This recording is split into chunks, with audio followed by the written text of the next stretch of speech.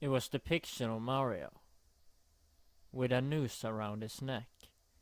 We both yelled out and I dropped the controller on the floor. I moved back as quickly as possible. Mario's clothes were ripped all over, exposing several parts of his body. Underneath the clothes we could make out stab wounds, from either a knife or a dagger, which more than likely caused the blood splatter all over his skin and remaining clothing. But the most grotesque part of the image were his eyelids and mouth, sewn shut with blood trickling down his cheeks and chin. I was appalled at the gruesome sight. My heart was racing, and I would swear to this day that at the moment the dead Mario fell from the top of the screen, that I heard something run into my bedroom. All of the hung figures were Mario, all the exact same, with eyelids and mouth sewn shut and stab wounds all over their bodies. I worked up all the courage I could muster. I again unplugged the N64, which turned off, but not in that instant.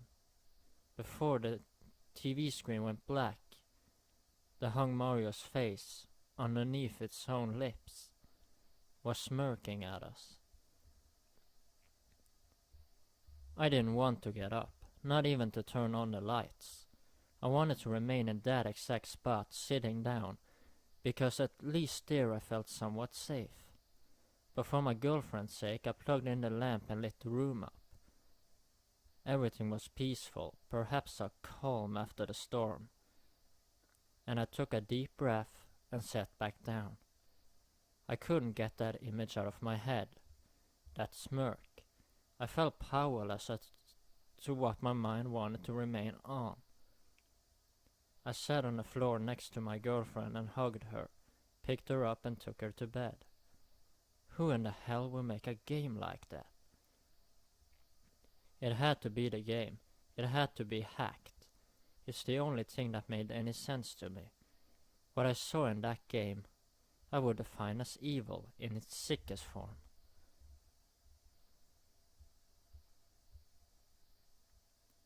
Without a word between us, we laid in bed for what felt like hours, before one of us finally broke the silence. She told me that she wanted to get rid of that game as soon as possible. As it was already late, I decided that it would be best to wait until tomorrow, because I was sure that my uncle's store was closed, and GameStop doesn't take games that old. So we stayed in bed and agreed that we would never not play that game again. But I couldn't get it out of my head still. I wanted to know why or how this was done. My curiosity got the better of me in the end, and after she had fallen asleep, I quietly got out of bed, went back into the living room, plugged in the N64 and didn't turn it on. Didn't have to. The game started itself, and not only that, picked up exactly where it left off. I was astounded by this because I had never seen the N64 do anything like that. Right then and there I knew that there was more to this than I knew, and I had to know what. I was fascinated, drawn in perhaps. I got a good look around the tower. Despite being disgusted, I was morbidly fascinated by the entire scene. The paranoia it could convey was intriguing. After a few minutes of looking around, I pressed the pause button and again the screen faded, this time to black. It took me all the way back to the file select screen, and I found myself with more questions than answers.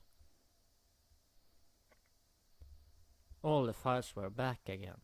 File 1 had 66 stars, while files 2, 3 and 4 had none. I tried to remember back to when we picked the file, and I was certain that they were not there before. I tried loading file 4 first, and in response, the game showed me a picture of Mario dead in a pool of his own blood, with his eyeballs and entrails hanging out. After a shudder, it allowed me to hit B and go back. I tried loading file 3, and again I got another appealing picture. It was Mario once again, staring directly into the screen with bloodshot eyes that looked so close to real that I really thought that they were.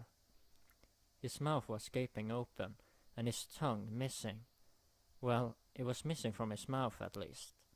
I examined further and realized that Mario's tongue was wrapped around his throat, and that he was being strangled with it.